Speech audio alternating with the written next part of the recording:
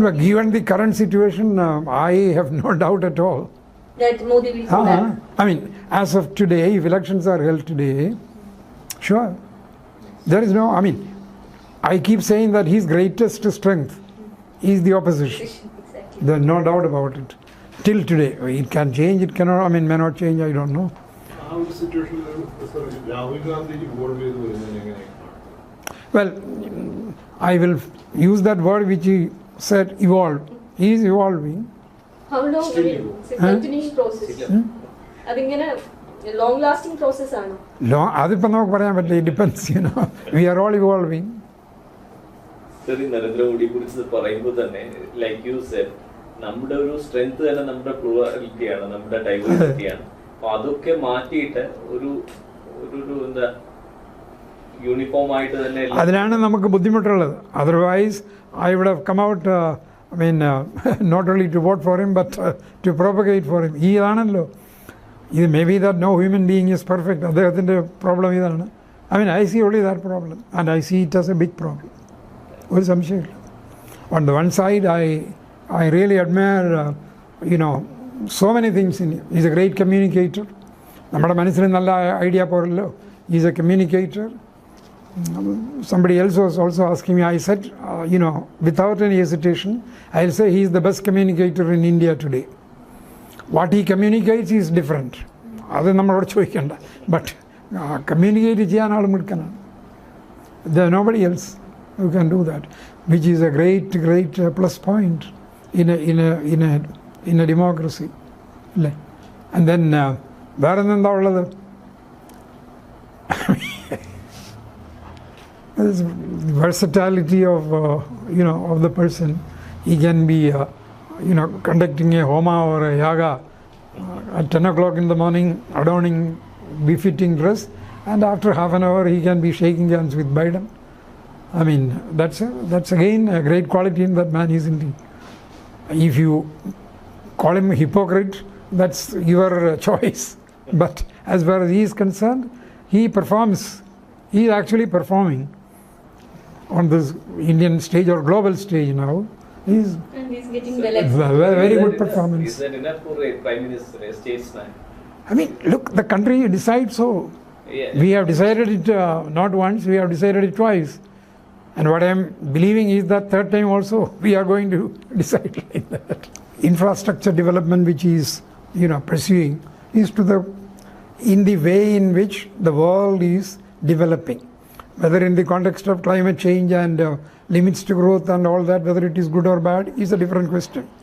But we all believe that we need more railways, more roads, more ports, more airports. So he is giving you all that, isn't he? He is giving you all that. Okay.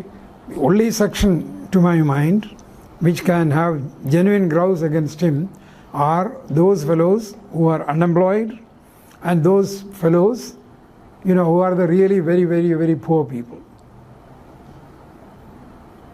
There's no doubt about that.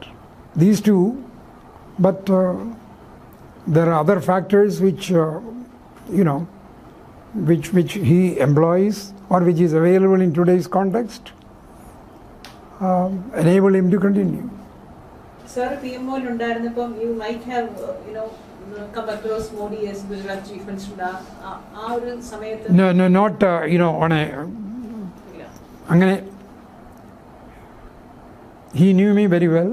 He had rung me up. I had talked to him also. Again, I don't know. Those days, did you ever anticipate him to become the PM of the country? At that time, no, I don't think so. Sir, ഒരിക്കലും sense ചെയ്തിട്ടില്ല that BJP is coming, arriving.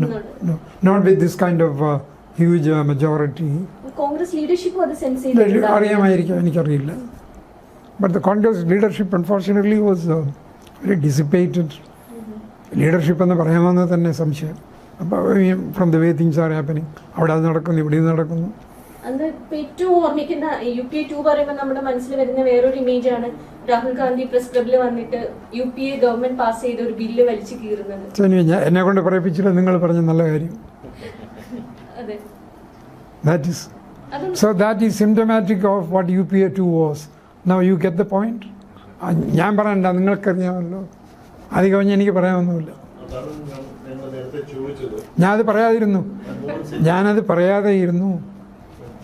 ഈ രാഹുൽ ഗാന്ധിയുടെ എവല്യൂഷനെ പറ്റി sir ആദ്യം നമ്മൾ സംസാരിച്ചപ്പോൾ രാഹുൽ ഗാന്ധി ഇങ്ങനെ evolve ചെയ്തുകൊണ്ടിരിക്കുകയാണ്. ഓൺ ദ അതർ സൈഡ് നമുക്ക് മോദിയെ പോലെ വളരെ പവർഫുൾ ആയിട്ടുള്ള ഒരു പൊളിറ്റിക്കൽ ലീഡറും ഉണ്ട്. So it's a fight between two unequals. That's why I said, even if Rahul Gandhi was a much better leader, the formation of that group is such that he will not be able to effectively do this. But if rendu illa. Unfortunately, that is how it is. Rahul Gandhi സാറിന് personally അടുത്തറിയുന്ന ഒരാൾ കൂടിയാണ്. I don't think he will recognize me. Interact ചെയ്തിട്ടില്ലേ അദ്ദേഹം? Yes, I met him once or twice. എങ്ങനെയുള്ള ഒരു പേഴ്സണാലിറ്റിയാണ്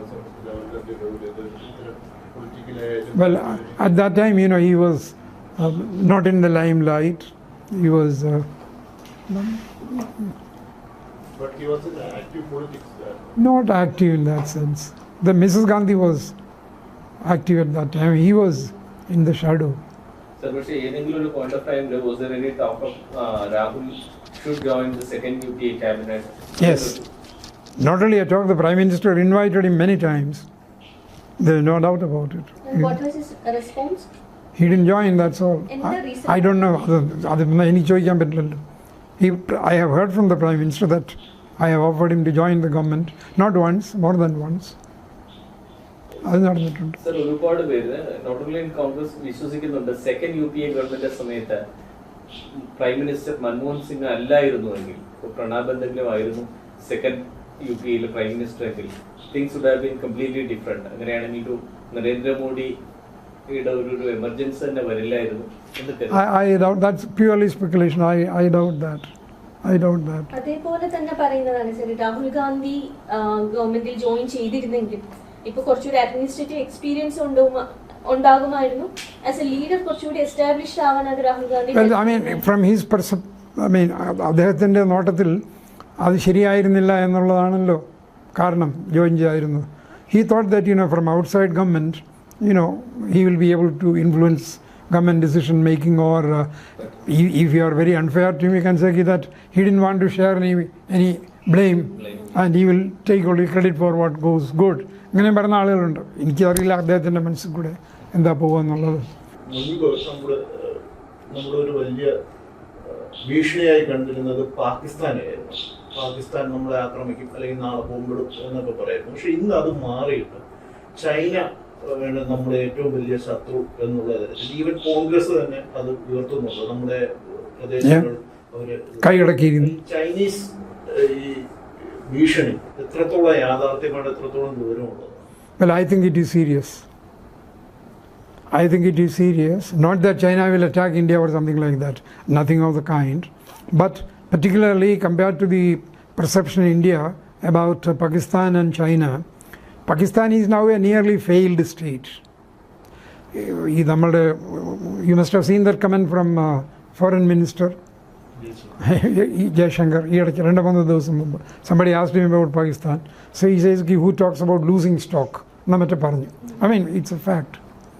So Pakistan, the only fear is that Pakistan, if it is driven to such desperation, I don't think it is likely that there could be a possibility that in order to divert attention of the people, they may do some little thing here. അതിനും സാധ്യതയുണ്ടെന്ന് എനിക്ക് തോന്നുന്നില്ല. But let's understand, China is the second largest power, biggest power in the world in terms of its military, in terms of its economy. It is far ahead of India. There's no doubt about it.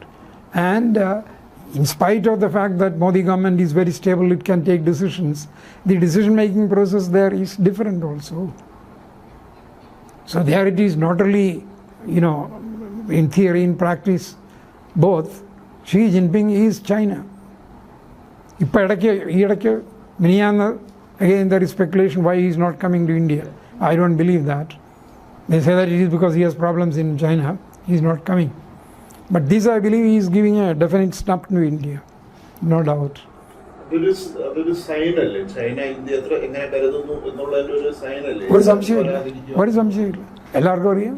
അതുപോലെ പക്ഷെ ഈ India ഇപ്പൊ present Indian government ഈ ചൈനയെ എതിരിടുന്നതിന്റെ ഭാഗമായിട്ട് അമേരിക്കയുമായിട്ട് കൂട്ടുചേരുക അങ്ങനെയൊക്കെ ചെയ്തു. പക്ഷെ അതേസമയം ചൈന നമ്മുടെ ചുറ്റുമുള്ള മറ്റു രാജ്യങ്ങളെ, ഏഷ്യൻ രാജ്യങ്ങളെ മുഴുവൻ അവരുടെ ഒരു ഭാഗമാക്കി മാറ്റുകയും ചെയ്യുന്നു. അപ്പൊ ഈ ഇന്ത്യൻ സ്ട്രാറ്റജി എത്രത്തോളം ഒരു ഇതാണ്, പ്രായോഗികമാണ്?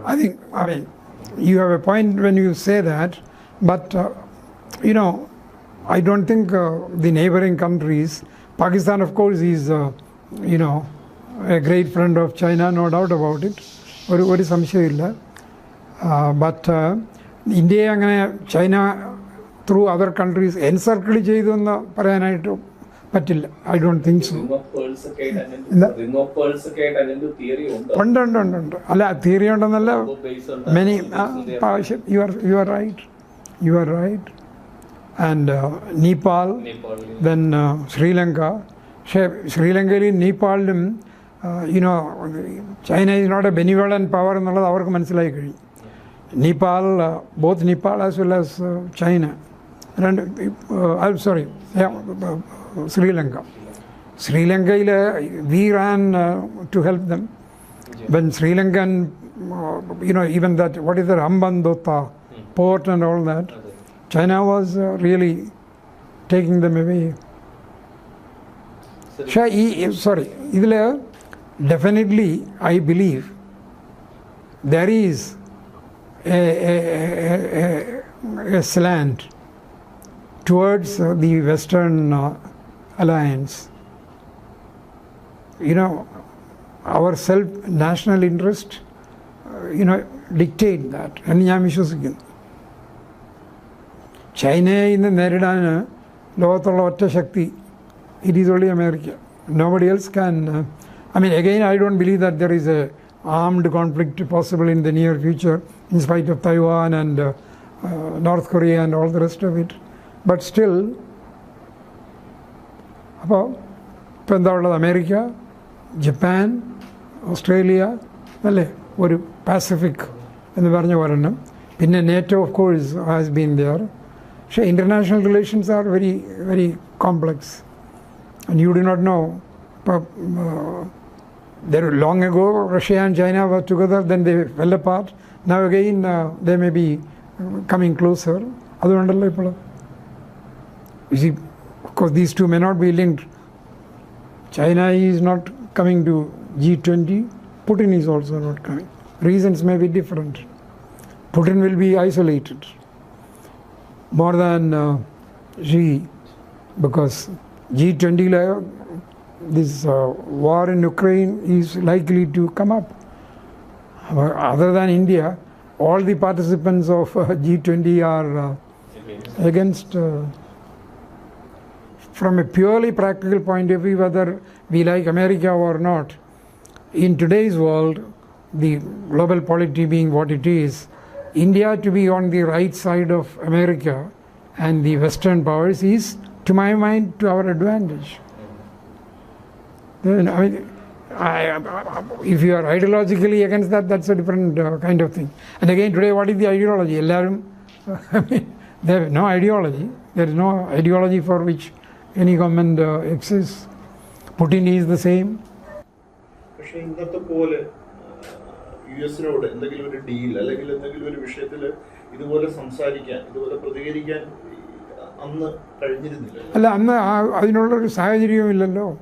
You see, this country also is not standstill. What India today is not what India was in 2005 or 7 or whatever it is.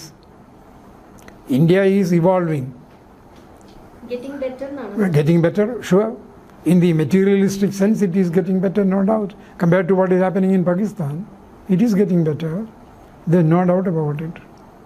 There is no doubt about it.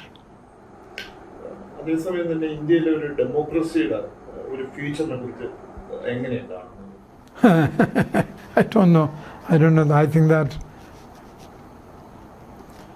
well, we have to be optimistic that in the Indian constitution and the values based on which our democratic framework has been evolved, will continue, maybe a minor aberration here or there, but I think India is too diverse a country, and our values of I mean, even in spite of all what happens in Tamil Nadu at one point of time, or in Gujarat or another time, or in Myanmar, by and large, we are not in that kind of a state of strife. Although, I mean, occasionally these problems arise. Manipur, I think there is a great failure on the part of government. ഒരു സംശയമില്ല. It's a big tragedy. I just cannot make out. Just changing the chief minister would have changed many things, but they're not ready for that.